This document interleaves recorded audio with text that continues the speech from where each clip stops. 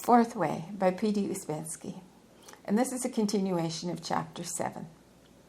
Question: how can I remember my realization that much of emotional suffering is in false personality? Answer: only by self-remembering. Suffering is the best possible help for self-remembering if you learn how to use it. By itself, it does not help. One can suffer one's whole life, and it will not give you a grain of result.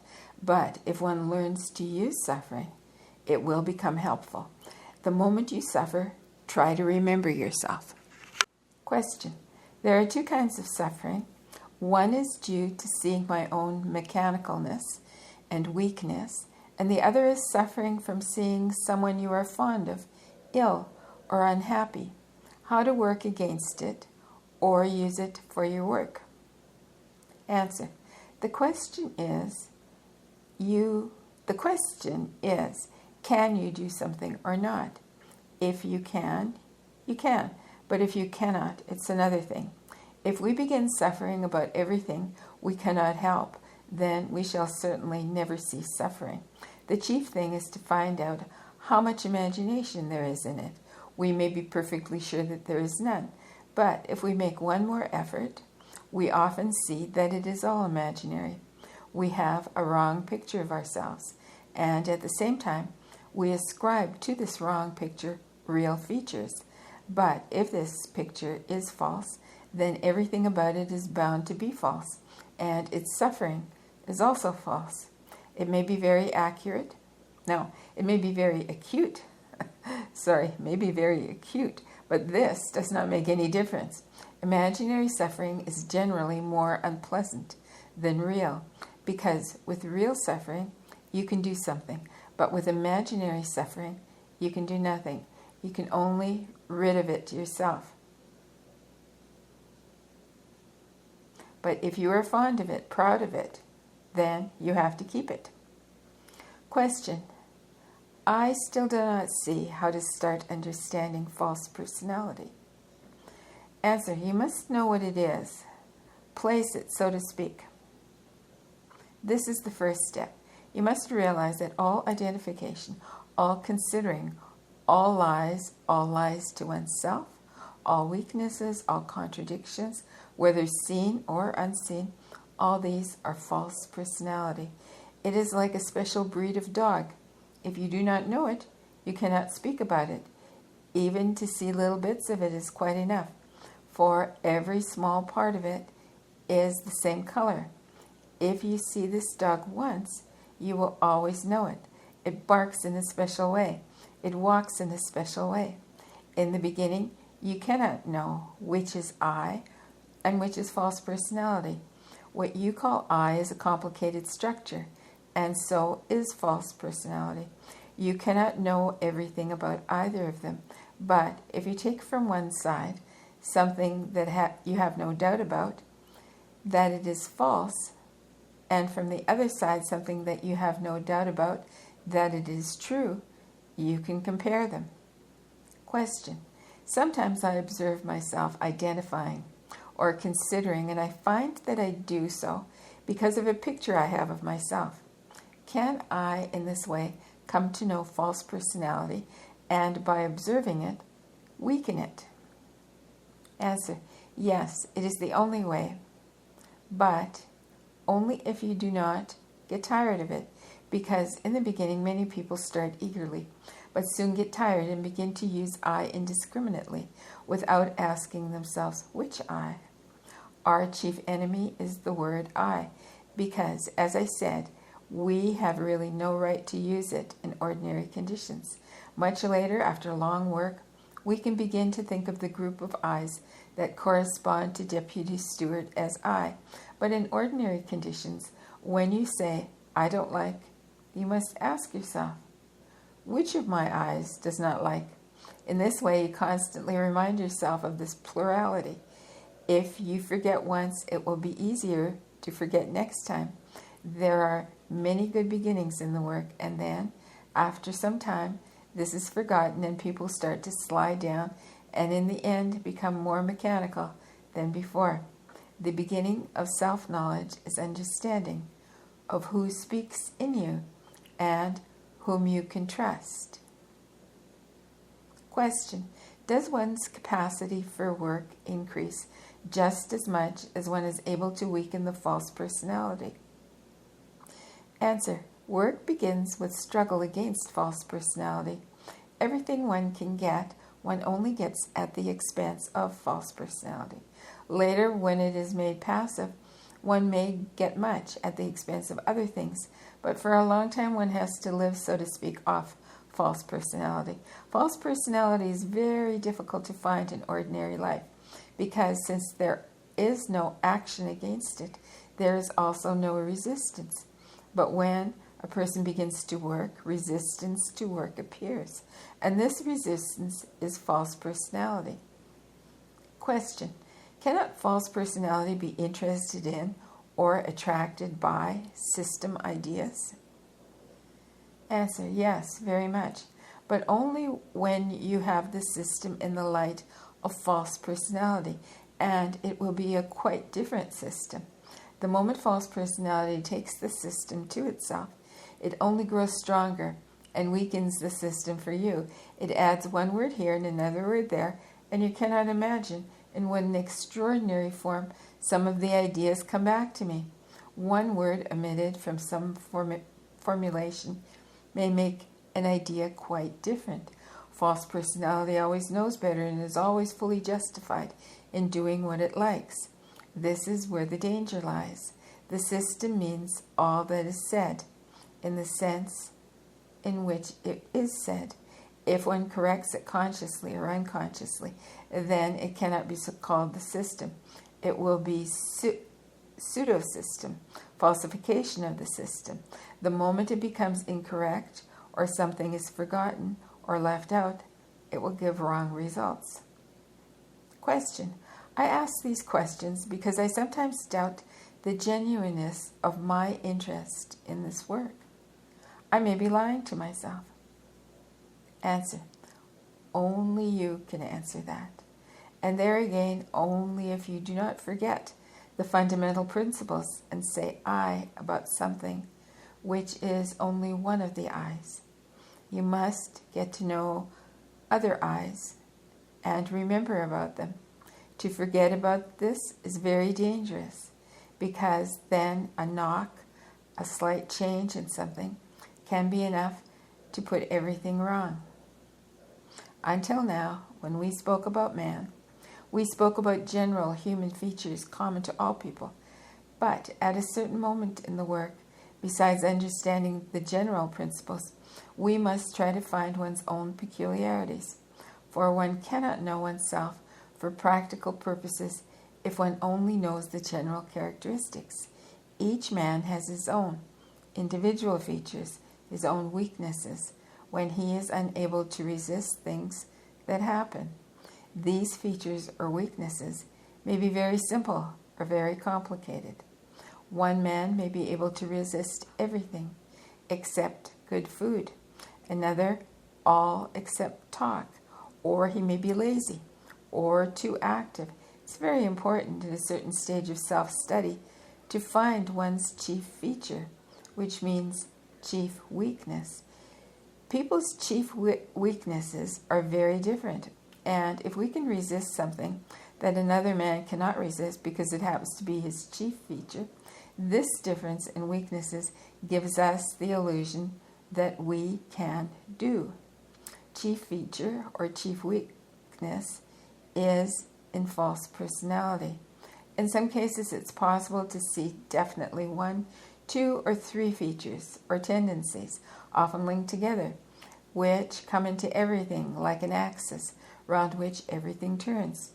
This is chief feature. Sometimes it's very clear and apparent.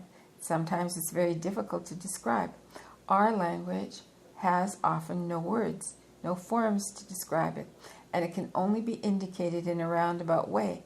It is interesting that one can hardly ever find one's own chief feature because one is in it, and if one is told, one usually does not believe it, but we can find what stands side by side with it, although it is not it.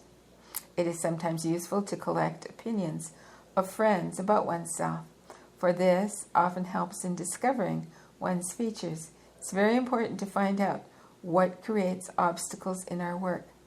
Until one is found it, a chief feature means constant loss of energy, so we must find this leak and try to stop it. Question: can one ever find the chief feature by oneself? Answer: at a certain moment in organized work it will come out, or you may be told, but if you are told you will not believe it. Or sometimes it's so obvious that it's impossible to deny it, but with the help of buffers one can again forget it. I have known people who gave a name to their chief feature and for some time remembered it and then forgot. You must come near to it yourself.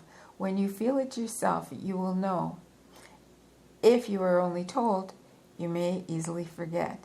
When you find many manifestations of false personality, you may find your feature. Question: is it what you call a buffer? Answer: no, but buffers hide the chief feature. It is helped by buffers.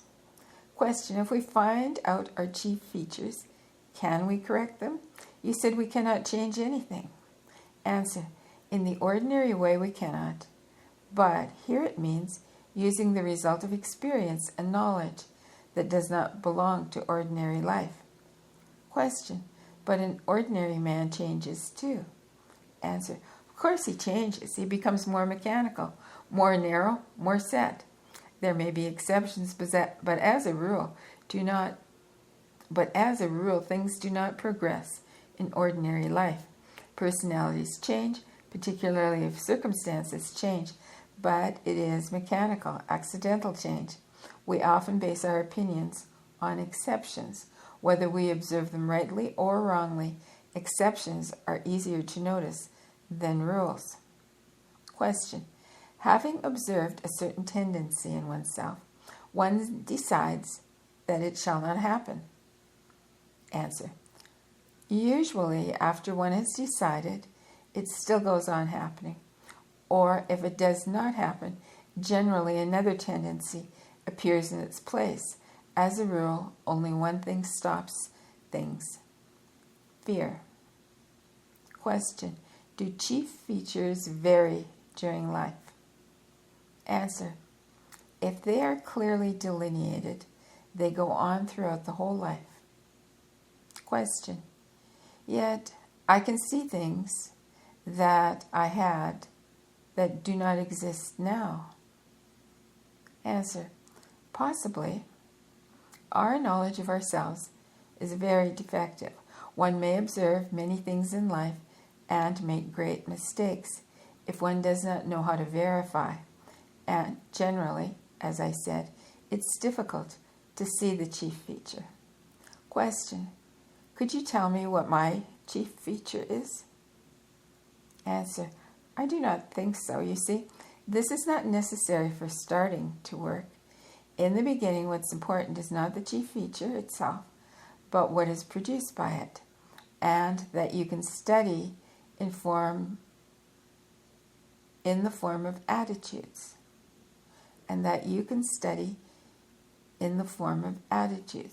We do not know our attitudes because we have never thought about ourselves in the right way. We have too many imaginary ideas. What we must study now is all our points of view, habitual emotions, the way we think, what we invent. These are all results of chief features, or of chief feature or chief features. For there may be 2 or 3 features, which are most important, not necessarily only one. Think about false personality. This is quite sufficient for practical purposes. As a theory, false personality in most cases turns around one axis, and that axis is chief feature. If a man has one big weakness, from one point of view, it's an advantage because he can conquer this feature or weakness. He can, in one stride, achieve many things. It is an advantage when things are concentrated. many things coming together at one point.